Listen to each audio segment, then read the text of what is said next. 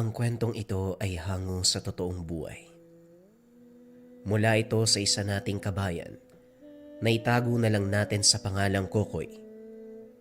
Taong 1987, probinsya ng Cagayan. Berting, pasensya ka na talaga kung dito kami sa tahanan mo sisiksik.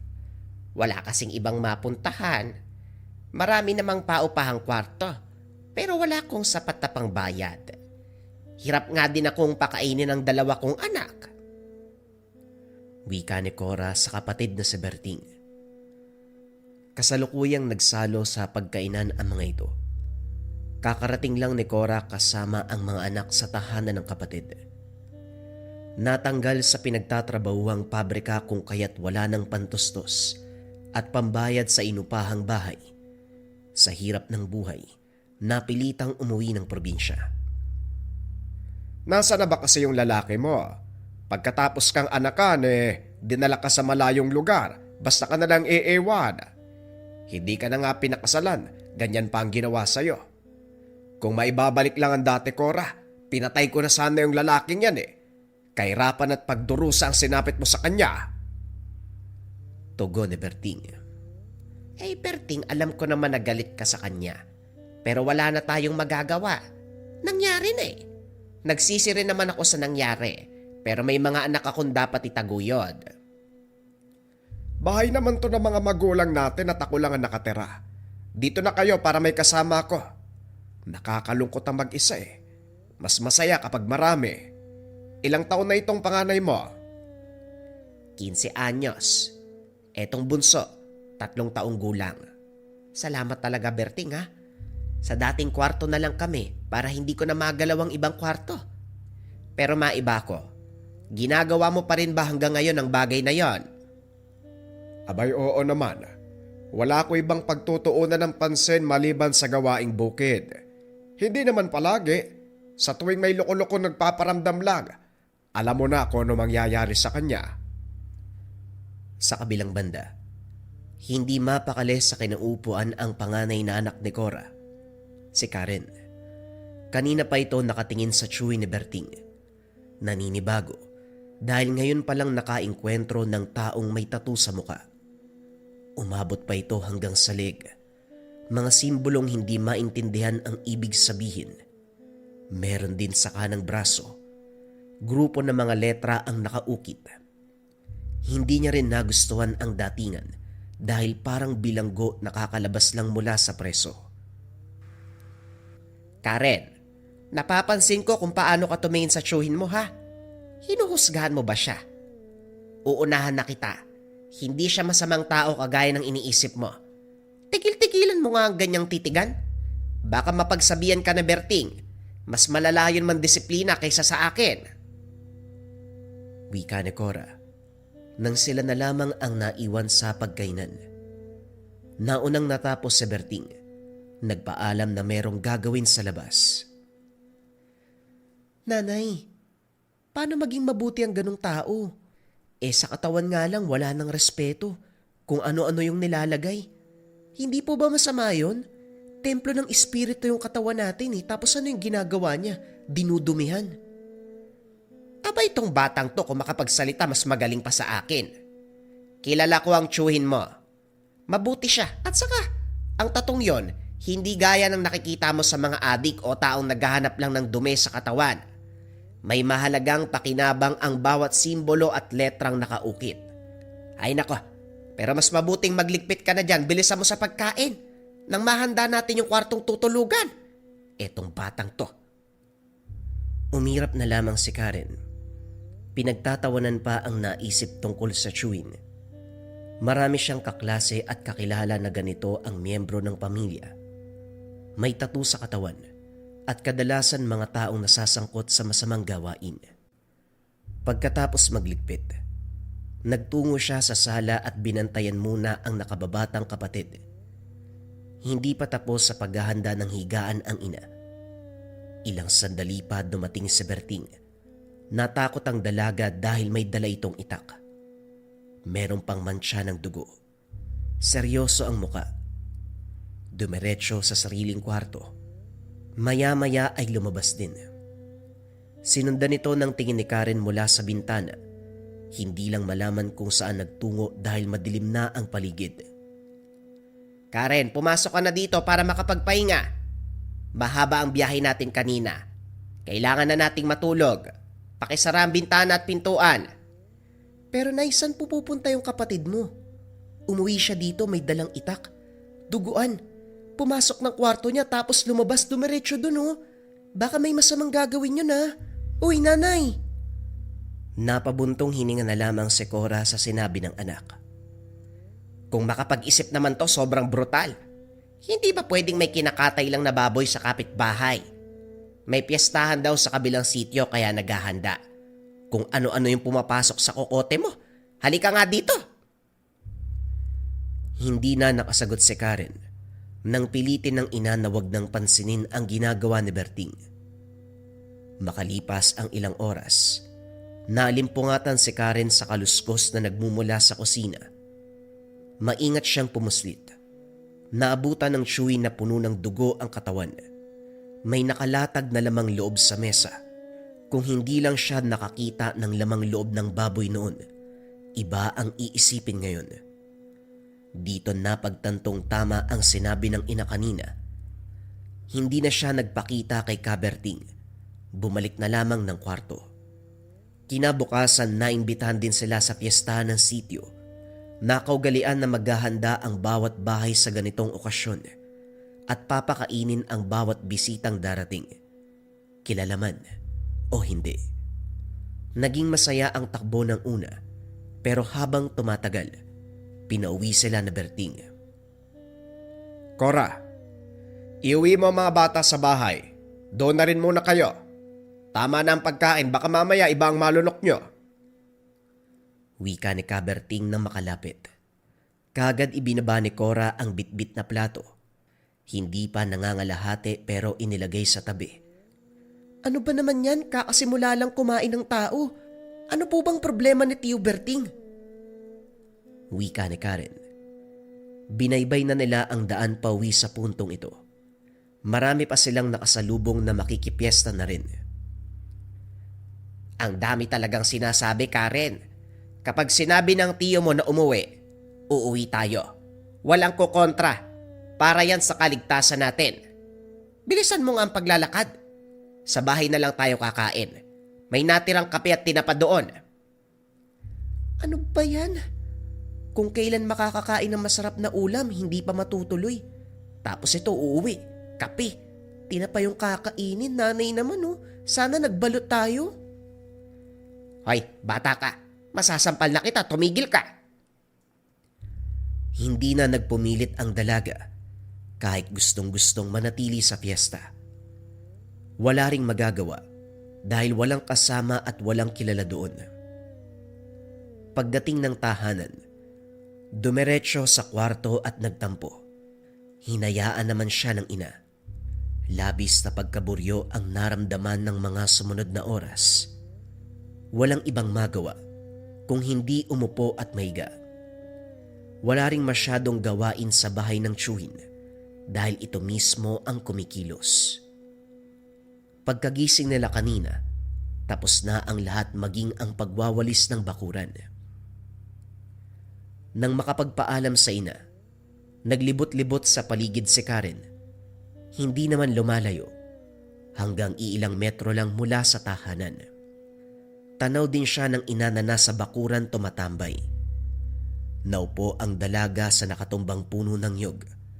Pinanood ang mga saranggolang nagliliparan sa hangin. Hindi nagtagal. Napalingon ng may magtanong. Isang alin na papunta rin ng piyestahan. Iha, narinig ko na may salo-salo raw rito. Meron nga ba? Nagutom kasi ako kakalakad eh. Kaya nagbabaka sakaling makakakain. Saan ba may handaan? Unang napansin ni Karen ang malagkit na titig ng ali. Ilang beses din siyang napapigil ng hininga dahil naaamoy ang alingasaw. Hindi malaman kung saan galing ang matinding baho. Takip ilong niyang sinagot ang matanda. Dumiretso na lang po kayo sa daan na yan, oh. Sa dulo may mga bahay maraming tao. Doon po may handaan. Ganun ba? Maraming salamat, Iha. Ikaw ba hindi ka nagugutom? Sumama ka sa akin. Makikikain tayo doon. Nagdadalawang isip si Karen. Marahang umatras ng tinangkang lumapit ng matanda. Nginitian na lamang niya at saka tinalikuran. Naging mabilis ang mga hakbang nang mapansing nakatingin pa rin. Nakakatakot naman yung matandang yun. Kinilabutan ako ha. Tinginan pa lang parang may masamang balak na eh. Na paano ka, Karen? Ano ba yung binubulong mo, ha? Nagsasalita ka mag-isa, baliw ka ba? Grabe ka naman, Nay. Wala, yung Ali kasi nagtanong kung saan daw may handaan. Tinuro ko po sa kanya tapos niyaya niya akong sumama. Ayoko naman po kasi mukhang masamang tao eh. Parang nangangamoy nga rin. Ang baho, ang sakit sa ilong. Nagsisimula na naman yung bunganga mo. May napansin lang sa tao, iisipin kagad na masama. Ay nako, magtimpla ka na lang ng gatas para sa kapatid mo. Para kang baliw. Sumunod ang dalaga. Gusto ring maibaling sa ibang gawain ang atensyon. Takip silim nang mapadaan muli ang ale na nagtanong kanina. May dala itong supot na naglalaman ng kung ano. Tumutulo pa ang malagkit na likido. Huminto sa hindi kalayuan. Lumingon sa tahanan. Dali-daling isinara ng dalaga ang bintana kung saan siya nakasilip. Bago yun, nakita niya kung paano itong tumingin at ngumiti. Pagkalipas ng ilang sandali, binuksan niya uli ang bintana sa pag-aakalang umalis na. Pero laking gulat dahil naroon pa rin. Nakangiti habang kumakaway. Naibaling na lang din ang pansin sa nakababatang kapatid na biglang umiyak. Karen, inaaway mo na naman ba yung kapatid mo? Ikaw talaga. Sabing bantayan, ba't mo pinapaiyak? Palit nga tayo. Ikaw ang magluto sa kusina. Ako mag-aasikaso. Sumunod si Karen, pero hindi maalis ang isipan sa matanda. Panay ang kanyang pag-iisip. Hindi umalis sa paglipas ng mga sandali. Saka lang lumakad nang makitang paparating si Berting. Dumiretso ang tsuwin sa kinakatayuan ng ali kanina. Sinuri ang buong paligid. Matapos makaamoy ng samyo dahil wala nang naabutan, pumasok na ng tahanan. Nagtaka si Karen sa kinikilos niyang ito. Cora, may tao bang nakamasid sa bahay kanina? May napansin ako sa hangin eh, kaso walang naabutan. May nakita ka ba? Ang anak mo, huwag mong pakainin dahil hindi siya gutom. May gumagambala sa bata. Sandali lang. Dito lang kayo. Wika ni Berting. Dali-dali itong lumabas upang suriin muli ang paligid. Dito na nakaramdam ng takot si Cora, maging ang anak na si Karen. Parehong hindi makakilos sa kinakatayuan. Nadala sa tono ng pananalita ni Berting at sa galawan nitong nagsasabi na merong ibang nilalang. Inantay nilang makabalik. Mas lalong nangamba nang marinig ang winika. Wala akong naabutan, pero sigurado ko may dumaang aswang. Wala ba talaga kayong napansin kanina? Tao o bata, kahit matanda, maging hayop na kahina-hinala, meron ba? Wala. Tutok kasi ako sa mga bata, kaya hindi ko napansin ang mga bagay-bagay sa paligid. Bihira namang may dumadaan dito. Napaiwas ng tingin si Karen ng balingan ng pansin ni Berting. Naintindihan ng tsuwin ang kilos niya, kaya hindi nagdalawang isip na magtanong. Ikaw, Iha, halata sa galaw mo na may nakita ka eh. Sabihin mo sa akin para magawan kagad ng aksyon. Kung natagalan ako sa pag-uwi, malamang hindi lang yan ang aabutin ng kapatid mo. Pwede niyang ikamatay ang anumang gagawin ng aswang. Dahil sa sinabi ni Berting, mas lalong nadagdagan ang takot ni Karen Wala sa sariling napasabi ng katotohanan. Kanina po kasi habang nakaupo ako doon sa nyogan, may dumaang ali. Nagtatanong po kung saan yung handaan Sinagot ko naman po. Tapos kanina lang dumaan uli. Huminto siya sabay titig dito sa bahay Hindi ko alam kung anong ginawa niya. Hindi ko naman po matitigan kasi natatakot ako sa kanya May nakita ka naman pala. Ang tagal mo pang sumagot. Berting, wag mong pabayaan ang pamangkin mo. Umiiyak pa rin. Anong gagawin mo? Ayaw tumahan, no? Kinarga ni Berting ang bata. Inusala ng dasal. May kung anong ginuhit sa noon nito. Hindi nagtagal tumahan din ng paslit. Ipasot mo ito sa bata pansamantala. Hindi ko hahayaang makalapit ulit ang aswang na yun dito. Hahanapin ko. Pagbabayarin ko yan. Wika ni Berting. Sabay abot ng pangontra. Sa kabilang banda, hindi maiwasan ni Karen na mamangha sa ginawang kilos ng Shuhin. Sa simpleng salita, napatahan ng kanyang kapatid. Unti-unting nabuhay ang kuryosidad tungkol dito. Kaya sa mga sumunod na oras, walang ibang ginawa kung hindi magmanman. Makaraan ang ilang sandali.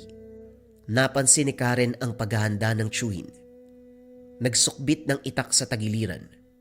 Umusal ng dasal habang naglalakad. Gusto niyang sundan pero nang makita ang kadiliman sa labas, iwinaksi sa isipan. Sa sala na lamang tumambay, inantay ang pagbabalik nito. Nang tumagal, unti-unting naririnig ang mahinang halinghing mula sa labas. Hinayaan lang nung una sa pag-aakalang lilipas. Pero nang magsunod-sunod na para bang gawa ng mabangis na hayop, dali-daling tinignan. Sa unahan, bumungad ang aninong kahubog ng tao. Lumitaw ang nanlilisik na mga mata. Gumagalaw ang buhok na para bang may sariling buhay. Mahaba ang mga kuko. Naglalaway. Nakalabas ang mga pangil. Malakas na napasigaw si Karen dahilan para magising ang ina. Gabing-gabi na sumisigaw ka, Karen. Ano ba? Ikaw bata ka! Hindi na ituloy ni Cora ang sasabihin nang makita ang aswang. Gumagapang na ito sa damuhan patungo sa tahanan. Dali-daling sinara ang bintana na sinilipan ni Karen. Nasaan ba si Berting? Nandito na ang aswang. Karen, hawakan mong maigi ang kapatid mo. Wag na wag mong bibitawan. Napapitlag ang dalawa nang may bumagsak sa bubong. Ang sunod na namalayan ay ang presensya ng aswang. Kinalmot ng kinalmot ang tagpingyero hanggang sa mabutasan. Kaagad hinarap ni Cora ang itak sa nakasilip na nilalang. Sige, pumasok ka dito. Tatantarin kita ng pinong-pino. Walang niya. Sinasamantala mo ang pagkakataon na wala ang kapatid ko dito sa bahay. Huwag kang magpakampante. Marunong din akong lumaban. Sige, subukan mo nang magkaalaman tayo. Napansin ng nilalang ang kanyang takot kung kaya't hindi nasindak. Sa halip ay mas lalo silang pinaglaruan. Palipat-lipat ito ng pwesto. Basta na lamang lumilitaw sa butas ng bubong, sa silong at sa mga bintana. Nagyakapan ng mag-ina. Nang hindi na makayanan ang nararamdaman, sumiksik sa sulok at napadasal na lamang. Dininig ng langit dahil makalipas ang ilang sandali. Dumating si Berting. Diretsyong sumugod sa aswang na kasalukuyang tinatrabaho ang pagbutas ng bubong. Abala ito sa ginagawa, kaya hindi napansin ang paglapit. Tinaga niya at itinulak pababa. Bumagsak ang nilalang, pero mabilis na tumayo. Akala mo siguro makakalusot ka, no? Hoy, ulupog! Kailanman hindi nagkamali ang aking tangan sa pagpaparamdam, lalong-lalo na kung merong nagbabadyang panganib. Magigang gabay ko, hindi ka makakalusot. Masama ang titig sa kanya ng aswang. Umangi lang napakalakas. Sumugod si Berting, inunahan ng halimaw. Sinalubong naman siya ng atake, Pareho pang nakailag ang dalawa. Muling sinugod ang isa't isa, pero walang nagbago. Alisto ang bawat panig, mabilis na nakakaiwas. Aba, ayos ka rin ano. Matanda ka na, pero marunong pa rin sa labanan. Walang kupas ang lakas, kagaya ng pagkalimaw niya. Kung hindi ako nagkakamali ng pang-amoy, ikaw yung napansin ko sa handaan na biglang nawala. Tapos ito, pamilya ko talaga ang natipuhan mong biktimahin.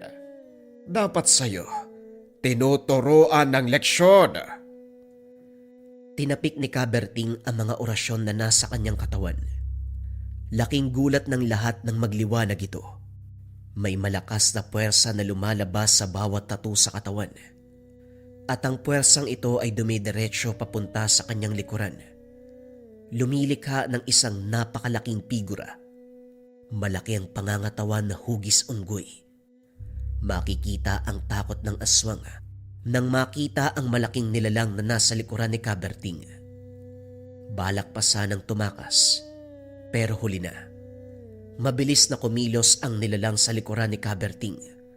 Binuhat ang napakalaking bato. Inihagis papunta sa aswang na tumalon sa puno upang tumakas. Tinamaan ng aswang. Tumilapon papalayo sa lugar. Kagad naman siyang sinundan ni Kaberting, maging ng nilalang. Paulit-ulit na sinuntok ni Kaberting ang mukha nito. Kasabay ng bawat pag-atake ay ang pagdampi ng malaking kamay ng nilalang. Halos maging kalabasa na ang mukha ng aswang dahil sa lakas ng bawat pag-atake. Tumagal ng ilang minuto ang ginawa ni Kaberting at ng kanyang gabay. Durog na ang buong katawan ng nilalang. Wala ka nang makikitang kahit anong bakas ng nilalang. Napabuntong hininga si Kaberting. Kasabay nito ay naglaho na rin ang kanyang gabay. Sa kabilang banda, gulat na gulat ang mag-inang Cora at Karen sa nasaksiyan. Pinuri ni Cora ang husay ng kapatid. Hindi pa rin pala nawawala ang kaibigan mo. Mahusay talaga kayong dalawa. Maraming salamat kapatid ko. Yan ang napapala ng mga masamang nilalang. Kinabukasan matapos ang kaganapan, tinanong ni Karen ang ina tungkol sa tiyuhin. Nanay, ano po ba talagang klase ng tao si Tio Berting? Walang katulad yung tapang niya. Nagawa ba namang harapin at mapatay yung aswang? Tayo nga dito, halos mahimatay na sa takot eh. At saka nakita ko kung paano siyang lumaban. Kakaiba po talaga. Yan ang sinasabi ko sa'yo. Hindi talaga basta-basta ang Tio Berting mo. Kung tawagin niyan dito, antingero, manunugis ng aswang. Palagi niyang hinuhuli ang mga nanggagambala eh. Ang gamit niyang lakas, yung mga simbolong nakaukit sa kanyang katawan. Ito ang tumatawag sa kanyang gabay. Nakita mo naman siguro ano? Nakita mo ang lahat ng nangyari kagabi. Ganyan kalakas si Berting. Pinag-iisipan mo ng masama. O yan tuloy, nagulat ka. Napaiwas ng tingin si Karen nang makaramdam ng hiya. Sa puntong ito ay nagsisisi dahil sa pag-iisip ng kung ano-ano laban sa chewing manunugis. Hindi ko naman po kasi alam na ganun pala. Akala ko po kasi dinudumihan niya yung katawan niya sa tattoo. Bakit kasi hanggang sa mukha meron? Pwede namang sa kamay o braso eh.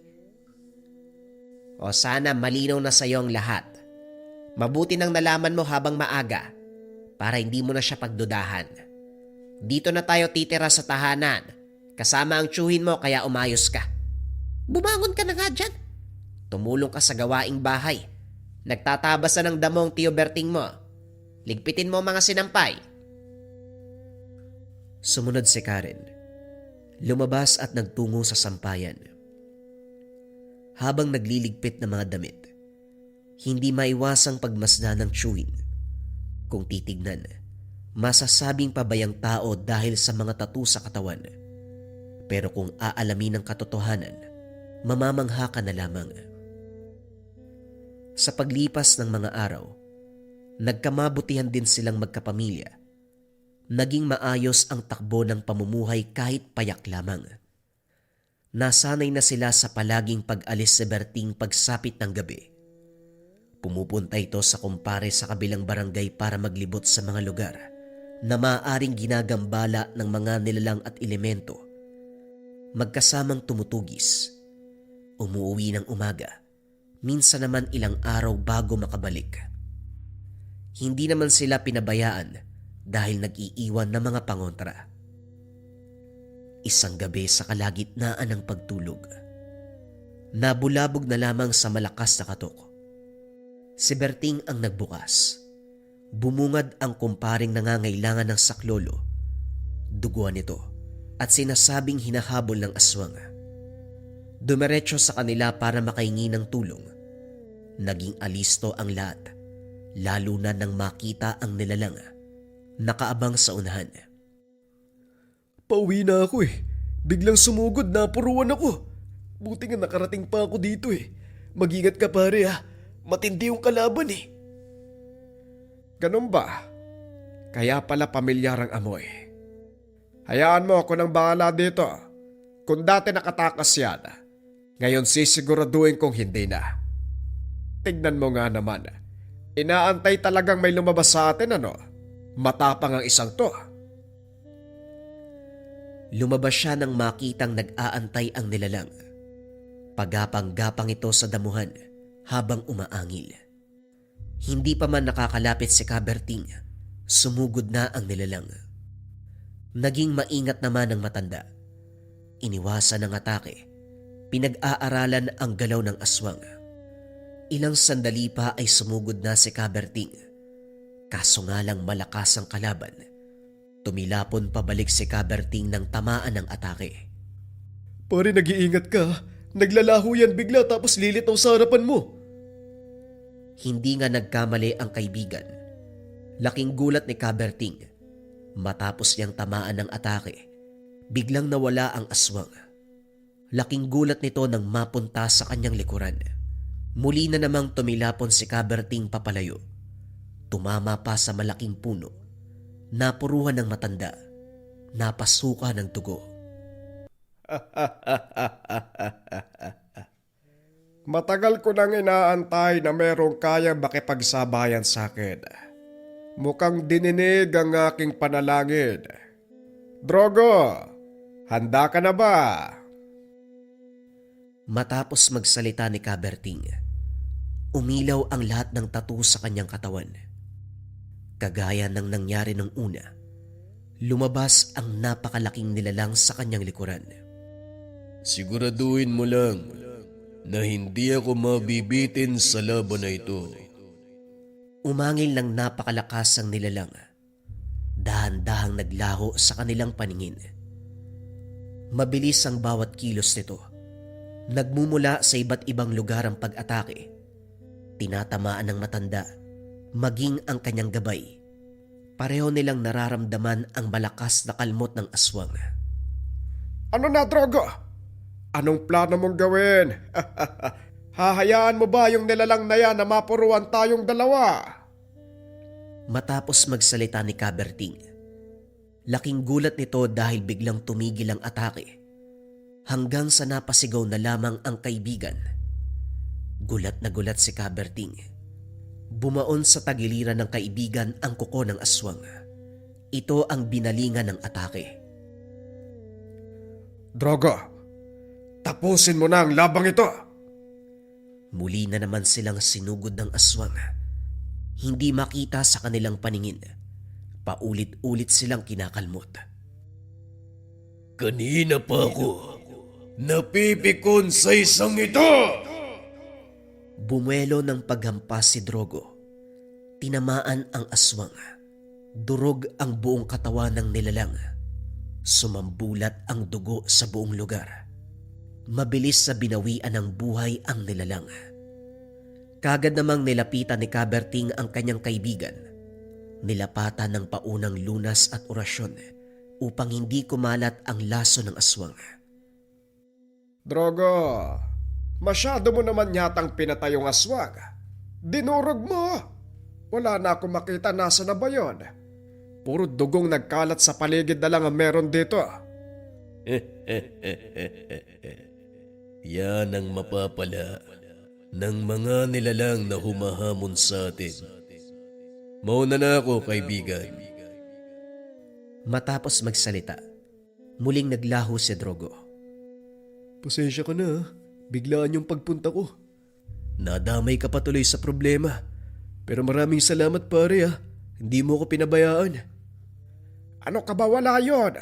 Maligaya nga ako dito ka pumunta Isa yung patunay na malaki ang tiwala mo sa akin. Ibang klase talaga kayo ng gabay mo pare. Malakas yung aswang na yun Kaso napikon si Drogo. Hinampas, ayan. Lasog-lasog yung katawan. Dugo na lang yung natira Habang nag-uusap ang dalawa, nakikinig lamang si Karen sa kanila. Sa pagdaan ng mga araw, nakabisado na ni Karen ang ugali ng Shuin. Dito lang din napagtanto. Mabait ang tunay na ugali ng Shuin kahit hindi palaging tumatawa. Protektado sila sa anumang kapamakan, sa mga tao man o sa kahit anong nilalang o elemento. Isang aral ang naiwan kay Cora. Hindi lahat ng may tattoo ay masamang tao. Bagong kwento pa rin yung kasunod natin mga kabayan. Ito ay pumapatungkol sa bantay ng lantawan o lagusan ng mga nilalang at elemento. Ulitin ko mga kabayan, bagong kwento pa rin ang kasunod. Yung ibang kabayan kasi natin mahina sa pakikinig Huwag na nating patagalin pa. Simulan na natin ang bantay ng lantawan. Ang kwentong ito ay hango sa totoong buhay. Mula ito sa isa nating kabayan na itago na lang natin sa pangalang Solomon. Taong 2000, probinsya ng Samar. Lumaki na walang ina si Solomon. Namatay ang kanyang ina nang siya'y isinilang. Tanging ang amang antingero na si Tolome ang siyang kinagisnan niyang magulang. Dahil sa hirap ng buhay, hindi nakapag-aral si Solomon. Masyado kasing liblib ang kanilang tirahan. Anak, pasensya na ha. Kung hindi ko naibigay sa iyo ang buhay na nais mo. Wika ni Mang Tolome. Wala po yun, tay. Alam ko naman po na ginawa mo ang lahat para sa akin. Hindi mo naman ako pinabayaan. Kaya naman wala kang dapat ihingi ng tawad. Tugon ng batang Solomon. Anong plano mo sa buhay? Kahit hindi ka maging antingero kagaya ko, wala namang problema.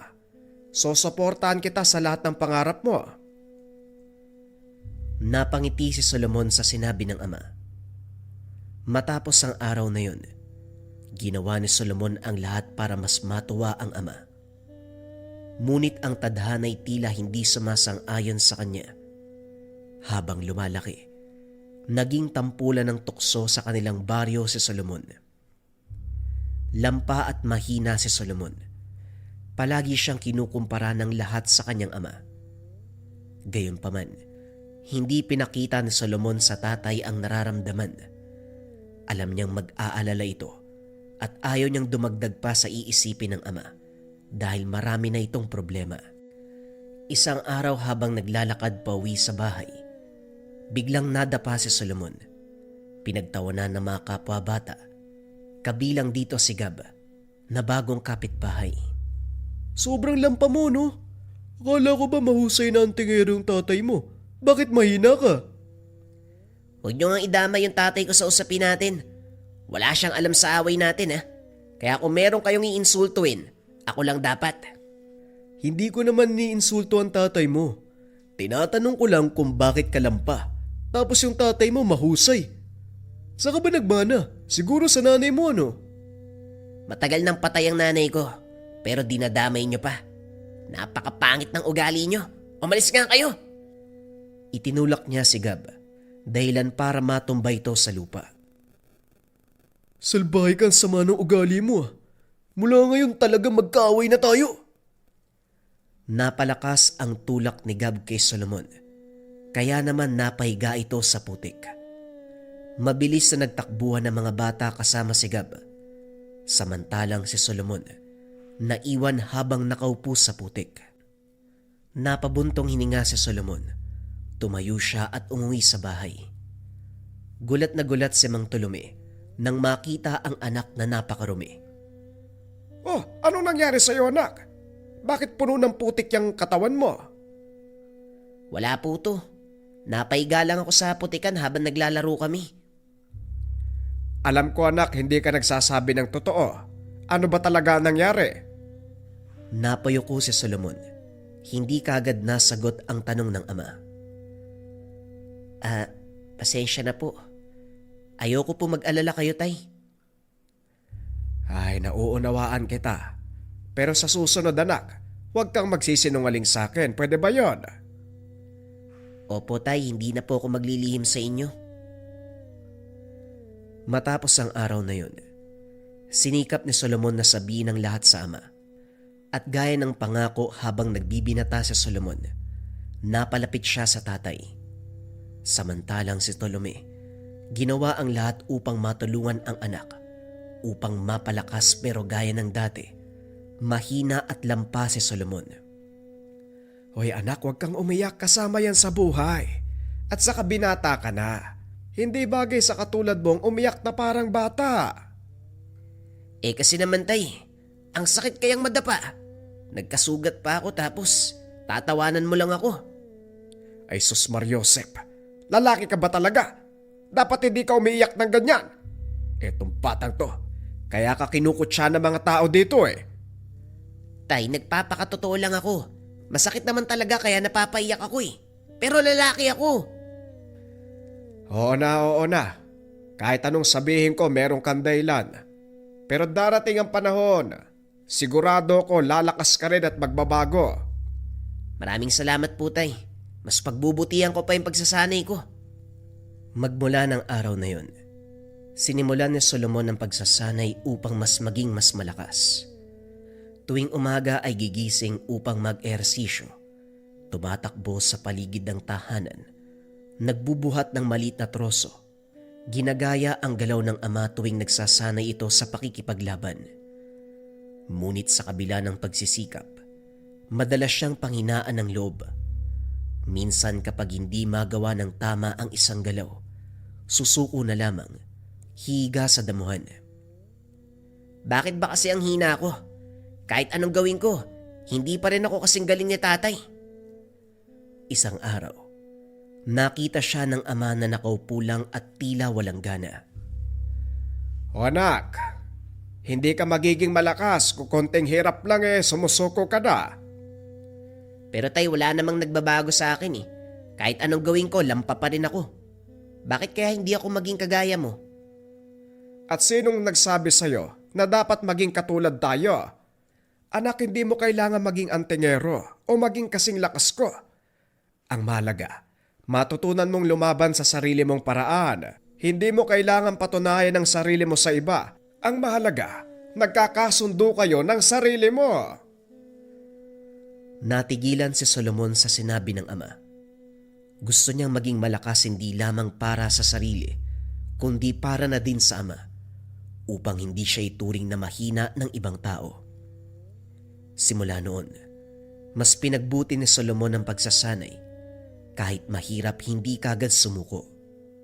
Kaso nga lang, sa tuwing maririnig na pinag-uusapan ng mga tao sa baryo, bumabalik ang pag-aalinlangan sa puso. Sayang, anak pa naman ni Tolome, pero parang walang ibubuga. Oo nga, kuko kay Tolome. Hindi ko na ipipilit ang bata. Hindi talaga lahat mamamana ang lakas ng magulang. Narinig ni Solomon ang usapan sa baryo. Kahit anong pigil niya, hindi maiwasang masaktan. Kahit anong gawin, hindi pa rin sapat.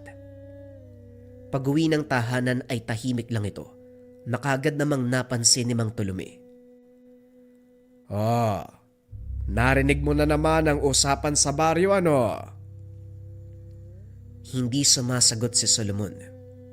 Anak naman, ilang beses ko bang sasabihin sa'yo na huwag mong intindihin ang sinasabi ng iba.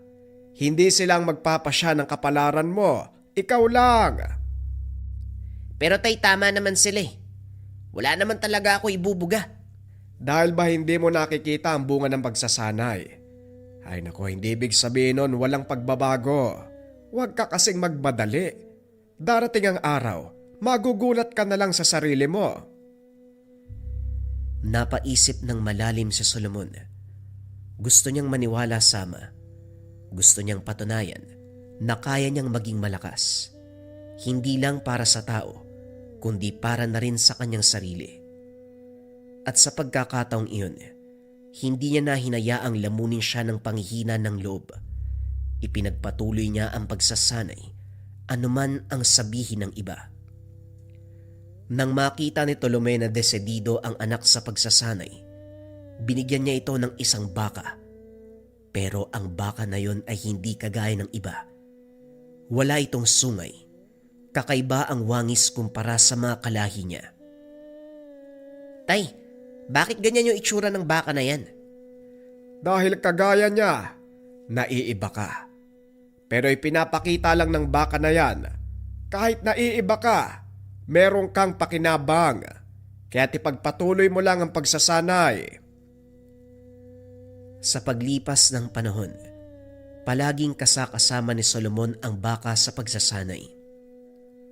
Isang araw, mataas ang sikat. Nag-iensayo si Solomon sa may kakawayan, malapit sa tahanan. Hawak niya ang lumang itak ng ama, habang paulit-ulit ang mga galaw na itinuro ni Tolome. Habang abala sa pagsasanay, bigla niyang narinig ang kalusko sa damuhan. Paglingon, isang malaking itim na nilalang ang dahan-dahang lumalapit. May matulis na kuko. Nanlilisik ang pulang mga mata. Parang malaking aso, pero mas matangkad. Mas nakakatakot ang anyo. Doble ang sukat. Hindi sinasadya ni Solomon na mapatamaan ito ng itak. Umangil ng napakalakas ang nilalang. Nanindig ang balahibo ni Solomon. Napatras. Nanginginig ang kamay habang hawak ang itak. Doon niya lang napagtanto. Hindi ito ordinaryong hayop. Isa itong ungo, ang alagang nilalang ni Manuel. Biglang sumulpot mula sa masukal na daan ang isang matandang lalaki. Matangkad, payat, may mahabang puting buhok. Si Manuel. Halata sa mukha nito ang galit habang dahan-dahang lumalapit kay Solomon. Walang yaka, bata ka. Paano mo nagawang saktan ng alaga ko? Ay, hindi ko po sinasadya. Akala ko po kung ano lang eh. Sa isang iglap, inangat ni Manuel ang isang kamay. Nagdilim ang paningin ni Solomon. Bumigat ang hangin. Nararamdaman na merong pumipigil sa galaw. Kasunod nito, isang matinding hampas ng hangin ang dumapo sa kanyang dibdib. Napahiyaw siya sa sakit. Napalod sa lupa. Pakiramdam niya, may matatalas na kuko na humiwa sa kanyang balat kahit wala namang humahawak sa kanya. Bata ka pa para makipaglaban sa akin. Kaya mag-iingat ka kung kakalabanin mo ko. Nanginginig sa takot at sakit si Solomon. Pakiramdam niya ay hindi na makahinga. Hindi nagtagal, isang pamilyar na boses ang pumalahaw. Hoy Manuel, anong ginagawa mo sa anak ko? Dahan-dahang lumakad si Mang Tolome papunta sa kanila. Nakatitig ng matalim kay Manuel. Kita sa mukha nito ang galit. Tinuturuan ko lang siya ng leksyon dahil sinaktan niya ang alaga ko. Hindi niya sinasadya ang nagawa, Manuel. Pero ikaw, sinaktan mo ang anak ko ng walang dahilan. Hindi ko papalampasin ang bagay na yan. Matagal na katahimikan ang bumalot sa paligid. O sige, walang problema sa akin. Kailan mo gustong mamatay? Masyado kang mayabang. Bukas sa tabi ng ilog, doon natin tapusin to. Laking gulat ni Solomon. Sa isang iglap, nawala si Manong Manuel, pati na rin ang kanyang alaga sa hangin. Nanatiling nakaluhod si Solomon sa lupa, habang si Tolome ay nakatayo, nakatitig sa kawalan. Hanggang sa dumating ang araw na napag-usapan ni Tolome at Manuel. Madilim ang langit kahit umaga pa lang. Makulimlim at parang may nakaambang panganib. Sa tabi ng ilog, naroon si Tolome. Matatag na nakatayo habang inaantay si Manuel. Hawak niya ang kanyang lumang sundang, ang sandatang matagal nang kasama sa bawat laban. Sa hindi kalayuan, narinig ang tunog ng mga sanga na parang may mabigat na nilalang na dumadating. Mula sa kakawyan lumabas si Manuel. Mabagal ang paglalakad, pero ramdam ang bigat ng presensya. Sumunod sa kanya ang alagang ungo. Mas mabangis ang itsura. Matalim ang mga kuko. At ang mga mata, pulang-pula. Huminto si Manuel sa tapat ni Tolome. Huling laban mo na to, Tolome. Handa ka na bang iwan ng mundo? Tignan natin kung sino ang mawawala sa mundong ito. Biglang lumundag ang ungo papunta kay Tolome. Mabilis ang kilos nito, pero hindi natinag si Tolome. Sa isang iglap, iniwasan niya ang mabilis na hampas ng matutulis na kuko ng nilalang. Tumalon siya pabalik. Mabilis na inanda ang sundang. Isang mabilis na hiwa ang kanyang pinakawalan. Napatras ang ungo. Nagtamo ito ng matalim na sugat sa tagiliran. Umangil ng napakalakas. Muling bumuelo ng pag-atake. Bago pa ito makalapit, mabilis na kumilos ang isang anino. Si Manuel. Hawak niya ang isang baston. Kaso nga lang ng iwas-iwas, lumabas ang mahabang itim na tinik na parang matutulis na sanga. Ngayon, Tolome, tignan natin kung hanggang saan ang kakayahan mo. Mabilis na umiwas si Mang Tolome sa unang atake ni Manuel. Pero isang tinik ang humiwas sa kanyang braso. Napangiwi pero hindi nagpatinag. Sa isang mabilis na galaw, lumundag siya papunta kay Manuel at inatake ito gamit ang sundang. Tumama ito sa balikat ni Manuel pero hindi nagtugo. Sa halip ay parang usok lang ang lumabas sa sugat at kaagad nagsara. Hindi mo ako matatalo ng ganyan lang, Tolome. Malabong gumana sa akin ang mga bagay na yan. Muli siyang umatake. Pinakawalan niya ang maraming tinik mula sa kanyang baston. Mabilis na parang ulan ng mga sibat.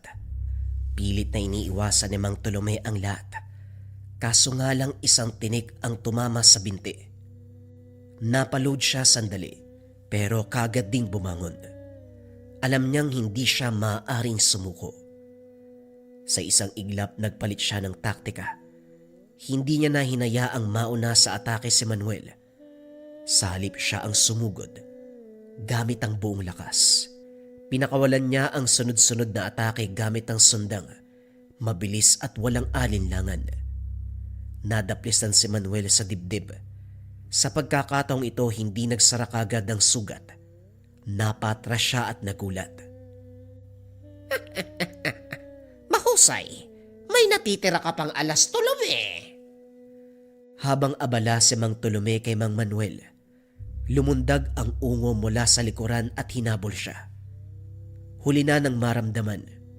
Sa isang iglap, lumipad siya sa ere matapos tamaan ng matinding hampas mula sa nilalang. Bumagsak siya sa lupa, duguan at halos hindi na makatayo. Tapos na ang laban, Tolome. Lumapit si Manuel. Itinapat ang baston sa kanya. Mula rito, lumabas ang maitim na usok na unti-unting bumalot kay Tolome. Nahirapan siyang huminga. Pakiramdam niya'y hinihigop ang kanyang kaluluwa. Sa huling pagkakataon, tinignan niya ang langit. Solomon. Sa kanyang isipan, nakita ang mukha ng anak. Ang pangarap niyang magkaroon nito ng ibang buhay. Isang buhay na hindi katulad sa kanya. Sa huling lakas, ginamit ang huling orasyon. Inalay ang kaluluwa sa kalangitan. Nagliwanag ang buong katawan ni Mang Tolome bago tuluyang manlamig. Bumagsak na ang kamay sa lupa. Tapos na ang laban. Si Manuel, nakangisi habang nakatitig sa bangkay. Ilang sandali pa, tahimik ang buong paligid. Tanging kaluskos ng kanyang mga yapak ang maririnig habang naglalakad si Solomon patungo sa daan sa ilog. Malalim ang iniisip niya. Hindi alam kung bakit parang may bumabagabag sa kanya. Isang malamig na hangin ang biglang humaplos. Kakaiba ang karaniwang simoy. Parang niyakap siya ng hindi nakikita. Bumilis ang tibok ng puso. Hindi maipaliwanag. Pero may nararamdaman siyang hindi maganda. May kung anong mabigat sa dibdib. Napapikit at bago pa namalayan, isang patak ng luha ang dumaloy sa kanyang mata. Tatay? Tatay? Hindi niya alam kung bakit, pero biglang bumilis ang lakad niya hanggang sa tuluyang tumakbo. Pagtapat niya sa ilog, biglang lumakas ang hampas ng hangin.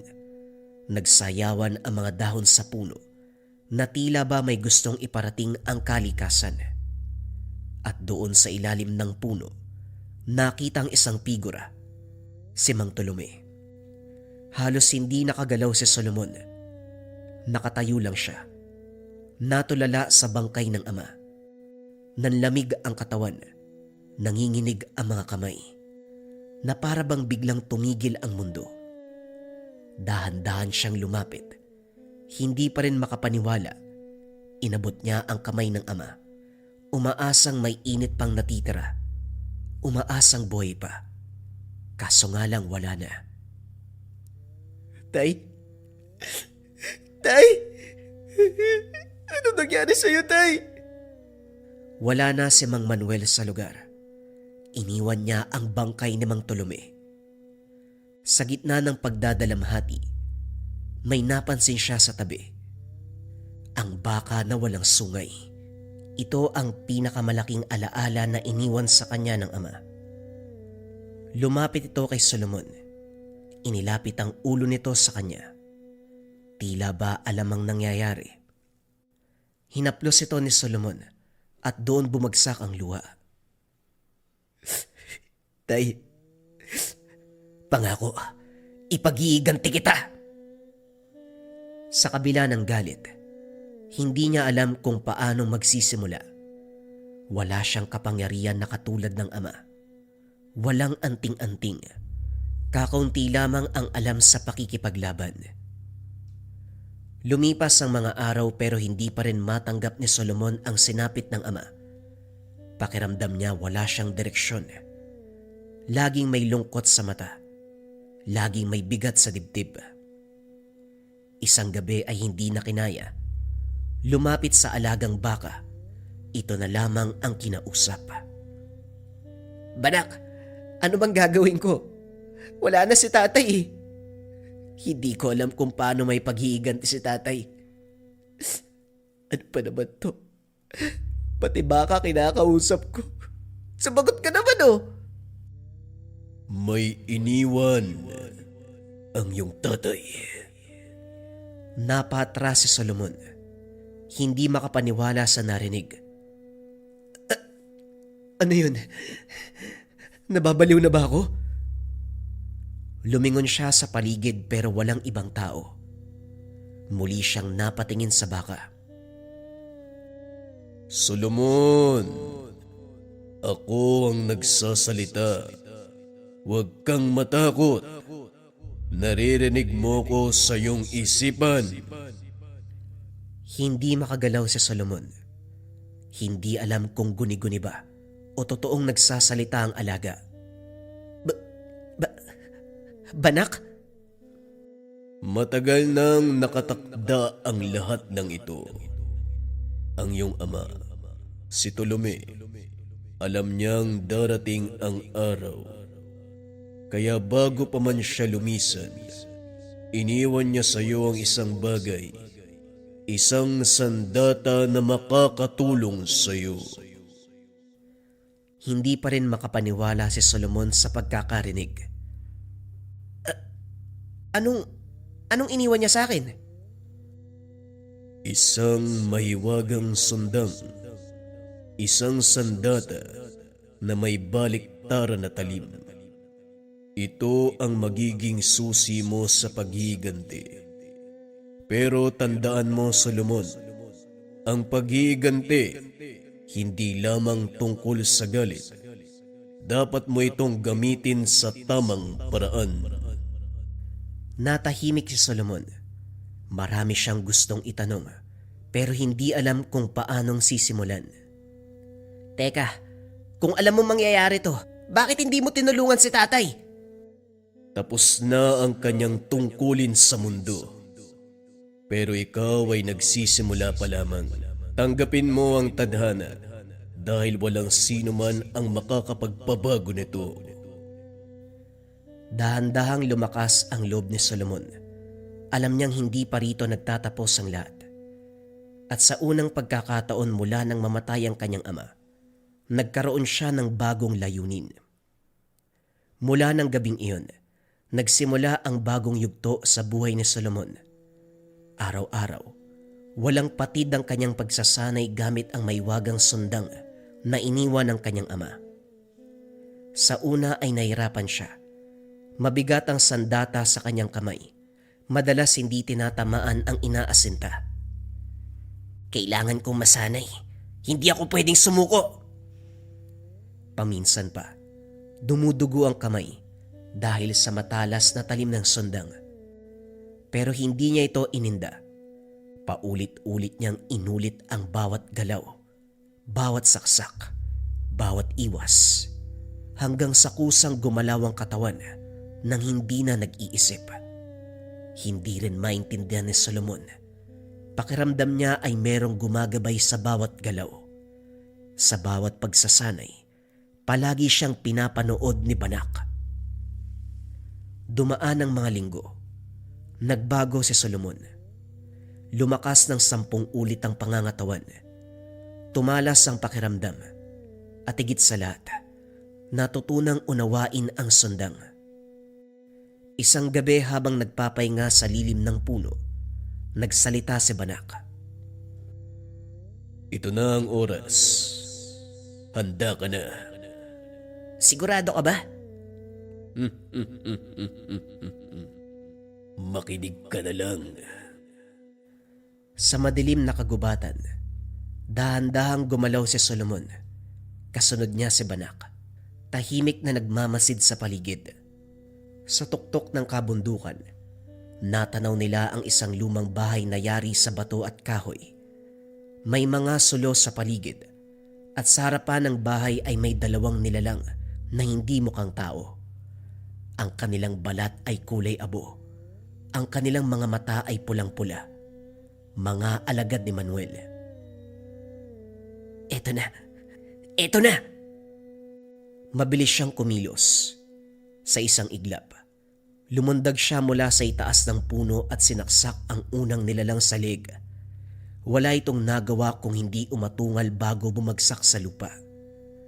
Napalingon ang isa pang bantay. Napasigaw. Kaso nga lang mabilis si Solomon.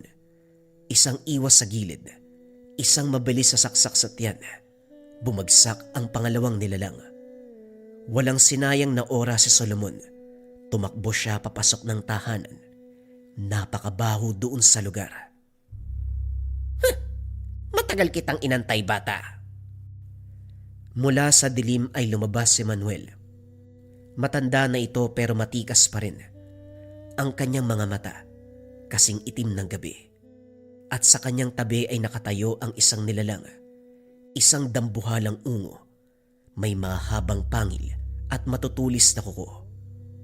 Dapat noon pa kita tinapos. Katulad ng ginawa ko sa tatay mo. Nanikip ang dibdib ni Solomon nang maalala ang ama. Hayop ka. Hindi kita bubuhayin. Napasigaw siya sa galit, sabay sugod kay Manuel. Ngunit mabilis ang matanda. Sa isang kumpas ng kamay, bumangon ang isa pang nilalang mula sa sahig. Isang aswang. Sinunggaban nito si Solomon, pero bago pa ito makalapit, Biglang sumingit si Banak. Sige na, ako nang bahala dito. Tumalon si Banak. Tinamaan ng malakas sa sipa ang aswang. Sa lakas ng tama ay tumilapon ito ng sobrang layo. Samantalang si Solomon at Manuel nagpalitan ng mabilis na atake. Bawat galaw ni Manuel ay napakabilis, parang anino. Kaso nga lang bawat iwas si Solomon ay nagiging madali dahil sa kanyang pagsasanay. Maaring nakakailag ka, pero hindi ka mananalo. Wika ni Manuel. Sabay hagis ng pulang alikabok sa mukha ni Solomon. Napaatras si Solomon. Nanlabo ang paningin. Sa isang iglap ay nasa harapan niya na si Manuel. May hawak na matalim na itak. Pero sa huling sandali, naramdaman ni Solomon ang sundang sa kanyang kamay. Para bang gumagalaw ito ng kusa. Sa isang iglap lumundag siya at iniwas ang sarili. Kusang gumalaw ang katawan. Buong puwersang itinulak ang sundang. Hindi niya alam kung saan direksyon, pero biglang pumalahaw ang napakalakas na sigaw. Nakita ni Solomon ang sundang, nakatarak sa dibdib ni Manuel. Nanlaki ang mga mata ng matanda, hindi makapaniwala. Bumagsak ito sa lupa. Samantalang si Solomon, nanginginig habang nakatitig sa katawan ni Manuel. Hindi siya makapaniwala na napatay niya ang pumatay sa ama. Samantalang ang alaga niyang ungo, unti-unting naglaho na para bang abo. Natapos na ang paghihiganti, Solomon. Tama ka, kaibigan. Makakapagpahinga na si tatay. Ngayong tapos na ang balakid, maaari mo nang simula ng totoo mong tungkulin. Tungkulin? Anong sinasabi mo? Hindi pinaliwanag ni Tolome ang lahat sa iyo. Meron siyang responsibilidad na kailangang bantayan ng lantawan sa mundo ng mga tao at ng mga elemento't nilalang. Siya ang nagpapanatili ng balanse. At ngayong wala na siya at natutunan mo na ang lahat, ikaw na ang susunod sa tungkulin. Kung yan ang ginagawa ng tatay ko, walang pagdadalawang isip kong tatanggapin. Ako magpapatuloy ng sinimulan niya. Ako magbabantay ng lantawan. Magmula ng araw na yun, hindi na muling nakita si Solomon sa baryo. Marami ang usap-usapan na pumalahaw sa baryo. Nabaliw si Solomon, nagpakamatay. Samantalang ang iba, lumisan daw si Solomon sa baryo upang kalimutan ang sakit ng nakaraan. Pero isang tao ang nakaalam ng tunay na ginawa ni Solomon at ito ang nagpadala ng kwento sa atin. Si Solomon ay tumira sa kabundukan, binantayan ng lantawan upang mapanatili ang balanse sa mundo ng mga tao at ng mga elemento.